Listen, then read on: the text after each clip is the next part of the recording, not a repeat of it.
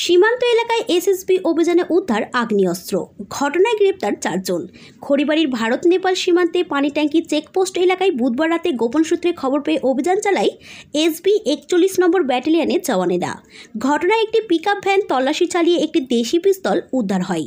ঘটনায় 4 জনকে আটক করে খড়িবাড়ি পুলিশের হাতে তুলে দেয় এসএসবি। ধৃতরা হলো বিকাশ দাস, নারায়ণ দাস ও শ্যামল রায়।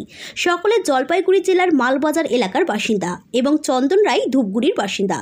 হাত বদল করতে এসেই এসএসবির সন্দেহ হওয়ায় এই সাফল্য বলে জানা গিয়েছে।